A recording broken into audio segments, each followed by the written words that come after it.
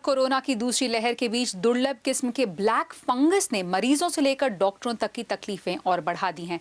Medical भाषा में इसे म्यूकरमाइकोसिस कहते हैं। गुजरात, महाराष्ट्र, आंध्र प्रदेश, उत्तर प्रदेश, बिहार और ओडिशा जैसे राज्यों में ब्लैक फंगस के कई मामले सामने आए हैं। आइए जानते हैं कि ये बीमारी आखिर है क्या। म्यूकरमाइकोसिस या ब्लैक फंगस की बीमारी ने कोरोना से पहले ही कराहते भारत के मेडिकल सिस्टम के लिए नई चुनौती पैदा कर दी है। ये फंगस मिट्टी, पौधों, खाद और सड़े फल सब्जियों में पनपता है, जो कि हवा और इंसान के बलगम में भी पाया जा सकता है। ये नाक से मिट्टी के संपर्क में आने या खून के जरिए शरीर में दाखिल हो सकता है। फिर ये त्वचा, फेफड़ों, आंखों और दिमाग को निशाना बनाता है। इसमें मृत्यु दर 50% तक हो सकती है। ब्लैक फंगस के शिकार मरीजों के इलाज में कई बार आंख निकालनी पड़ती है या प्रभावित अंग को काटकर अलग करना पड़ता है। अक्सर लोगों को फंगस का अंदाजा तब होता है जब काफी नुकसान हो चुका होता है। अगर इसके लक्षणों की बात करें तो नाक बंद होना, नाक से खून आना, आंखों और सिर में दर्द, आंखों और चेहरे पर सूजन, धुंधला दिखना, दांत दर्द और खून की उल्टी आना इसके प्रमुख लक्षणों में शामिल हैं। भारत में ज्यादातर वो कोरोना मरीज इसके शिकार हो रहे हैं जो डायबिटीज से पीड़ित हैं या जिन्हें इलाज में कथित तौर पर स्टेरॉइड्स दिए गए हैं।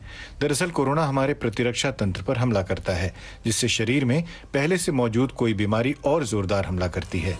स्टेरॉइड्स भी प्रतिरक्षा तंत्र को कमजोर करते हैं, तो रोग प्रतिरोधी क्षमता कम होने और शरीर में शुगर ज्यादा होने पर ब्लैक फंगस को फैलने का मौका मिलता है। लेकिन कोरोना महामारी के दौरान इस बीमारी के फैलने के कारण क्या हैं, जानने के लिए बीबीसी संवाददाता अरविंद छाबड़ा ने बात की पीजीआई चंडीगढ़ के डॉक्टर आमोद गुप्ता से। इसलिए ज्यादा खतरनाक है क्योंकि ये खून की नाड़ियों में, खून की धमनियों में इन्वेजन करती है, ये अंदर घुस जाती है और खून की नाड़ियों को, आर्टरीज को ब्लॉक कर देती है।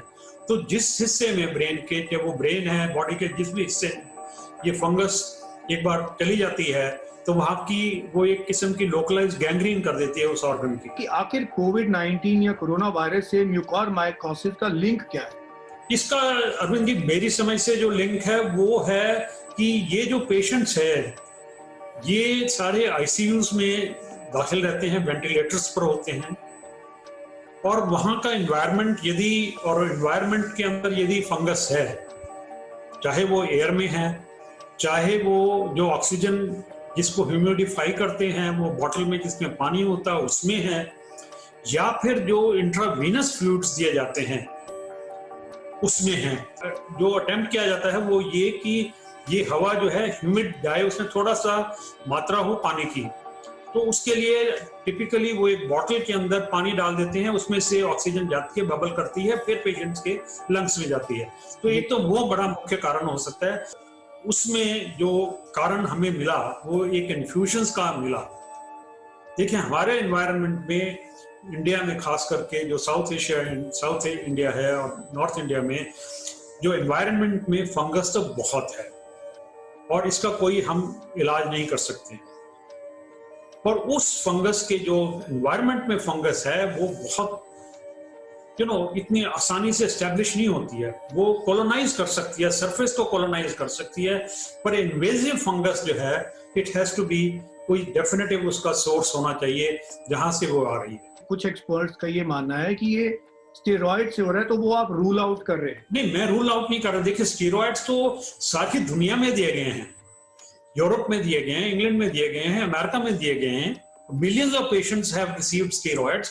मैंने कई हजार पेशेंट्स को स्टेरॉइड्स दिए हैं। हमारे जो रिमेटोलॉजी कोलीग्स हैं वो most of their patients are on steroids. हमने उनमें कभी अपने एक्सपीरियंस में 40 साल में म्यूकरमाइकोसिस होते नहीं देखा। तो स्टेरॉइड्स एक काम कर रहे हैं कि वो जो आदमी की जो इम्यूनिटी है उसको कम कर रहे हैं, बट फंगस का सोर्स नहीं है। फंगस तो बाहर से आ रही है, फंगस हवा से आ रही है तो वो कॉलोनाइज करती है। यदि उसका किसी फ्लूइड से आ रही है तो वो उसको जाके इन्वेड करती है, वो डिफरेंट ऑर्गन्स में डिस्ट्रीब्यूट हो जाती है।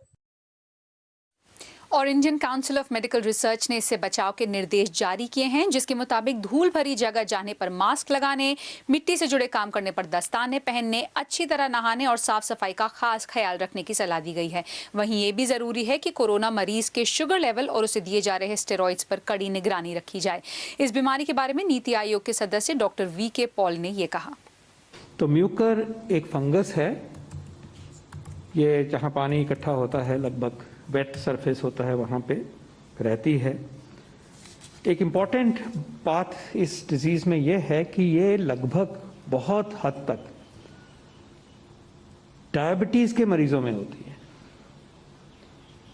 डायबिटीज़ नहीं है तो बहुत अनकॉमन है कि म्यूकरमाइकोसिस हो, लेकिन ये भी याद रहे कि ऐसी बहुत बड़ी कोई आउटब्रेक हो रही है ऐसा भी नहीं नज़र में है। वॉच कर रहे हैं और अपने तरीके से इसका सर्वेलेंस हम कर रहे हैं।